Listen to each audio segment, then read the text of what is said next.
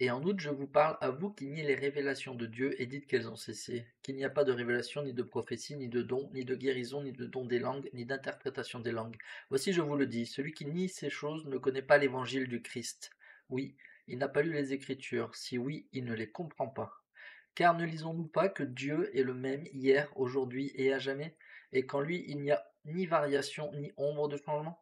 Et maintenant, si vous vous êtes imaginé un Dieu qui varie et en qui il y a une ombre de changement, alors vous vous êtes imaginé un Dieu qui n'est pas un Dieu de miracle. Mais voici, je vais vous montrer un Dieu de miracle, le Dieu d'Abraham, d'Isaac et de Jacob. Et c'est ce même Dieu qui a créé les cieux et la terre et tout ce qui s'y trouve. Voici, il a créé Adam, et par Adam vient la chute de l'homme. Et à cause de la chute de l'homme vient Jésus-Christ, le Père et le Fils. À cause de Jésus-Christ est venue la rédemption de l'homme. Et à cause de la rédemption de l'homme qui est venue par Jésus-Christ, ils sont ramenés en la présence du Seigneur. Oui, c'est en cela que tous les hommes sont rachetés, parce que la mort du Christ réalise la résurrection, qui réalise la rédemption d'un sommeil sans fin, sommeil dont tous les hommes seront réveillés par le pouvoir de Dieu lorsque la trompette sonnera. Ils se lèveront, petits et grands, et tous se tiendront devant sa barre, rachetés et délivrés de ce lien éternel de la mort, laquelle mort est une mort temporelle. Et alors vient le jugement du saint sur eux, et alors vient le moment où celui qui est souillé restera souillé, et celui qui est juste restera juste, et celui qui est heureux restera heureux, et celui qui est malheureux restera malheureux. Et maintenant, ô vous tous qui vous êtes imaginé un Dieu qui ne peut faire de miracle, je vous le demande, toutes ces choses dont j'ai parlé sont-elles arrivées? La fin est-elle déjà venue? Voici, je vous dis que non. Et Dieu n'a pas cessé d'être un Dieu de miracles. Voici, les choses que Dieu a accomplies ne sont-elles pas merveilleuses à nos yeux? Oui. Qui peut comprendre les œuvres merveilleuses de Dieu? Qui dira que ce ne fut pas un miracle que par sa parole le ciel et la terre soient? Et par le pouvoir de sa parole, l'homme fut créé de la poussière de la terre, et par le pouvoir de sa parole, des miracles ont été accomplis.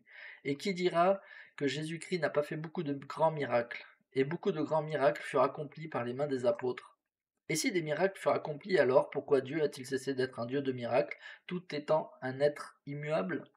Et voici, je vous dis qu'il ne change pas. Si oui, il cesserait d'être Dieu, et il ne cesse pas d'être Dieu, et est un Dieu de miracles. Et la raison pour laquelle il cesse de faire des miracles parmi les enfants des hommes, c'est parce qu'ils dégénèrent dans l'incrédulité, et s'éloignent de la voie droite, et ne connaissent pas le Dieu en qui ils devraient avoir confiance. Voici, je vous dis que quiconque croit au Christ, ne doutant en aucune façon, tout ce qu'il demandera au Père au nom du Christ lui sera accordé. Et cette promesse est pour toutes les extrémités de la terre. Car aussi, ainsi dit Jésus-Christ, le Fils de Dieu, à ses disciples qui allaient demeurer, oui, et aussi à tous ses disciples aux oreilles de la multitude. Allez par tout le monde et prêchez l'évangile à toute la création. Celui qui croira et qui sera baptisé sera sauvé, mais celui qui ne croira pas sera condamné. Voici les signes qui accompagneront ceux qui auront cru en mon nom. Ils chasseront les démons, ils parleront de nouvelles langues, ils saisiront des serpents, et s'ils boivent quelque breuvage mortel, il ne leur fera point de mal. Ils imposeront les mains aux malades, et les malades seront guéris. Et quiconque croira en mon nom, ne doutant en aucune façon, je lui confirmerai toutes mes paroles jusqu'aux extrémités de la terre. Et maintenant voici, qui peut résister aux œuvres du Seigneur? Qui peut nier ses paroles? Qui s'élèvera contre la toute-puissance du Seigneur?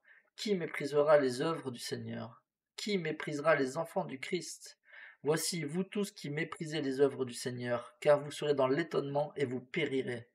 Oh, alors, ne méprisez pas et ne vous étonnez pas, mais écoutez les paroles du Seigneur et demandez au Père, au nom de Jésus, ce dont vous avez besoin. Ne doutez pas, mais croyez. Et commencez comme dans les temps anciens, et venez au Seigneur de tout votre cœur, et travaillez à votre salut avec crainte et tremblement devant lui. Ayez de la sagesse pendant les jours de votre épreuve sur terre. Dépouillez-vous de toute impureté. Ne demandez pas afin de tout dépenser pour vos passions, mais demandez avec une fermeté inébranlable afin de ne céder à aucune tentation, mais afin de servir le Dieu vrai et vivant. Veuillez à ne pas être baptisé indignement. Veuillez à ne pas prendre la sainte scène du Christ indignement.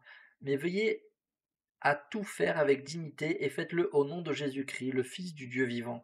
Et si vous faites cela et persévérez jusqu'à la fin, vous ne serez en aucune façon chassés. Voici, je vous parle comme si je parlais d'entre les morts, car je sais que vous aurez mes paroles.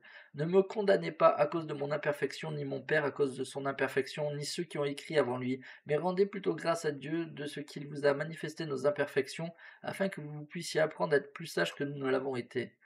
Et maintenant, voici, nous avons écrit ces annales selon notre connaissance, dans les caractères qui sont appelés par nous, l'Égyptien réformé, transmis et altérés par nous selon notre manière de parler. Et si nos plaques avaient été suffisamment grandes, nous aurions écrit en hébreu, mais l'hébreu a été altéré aussi par nous. Et si nous avions pu écrire en hébreu, voici, vous n'auriez eu aucune imperfection dans nos annales.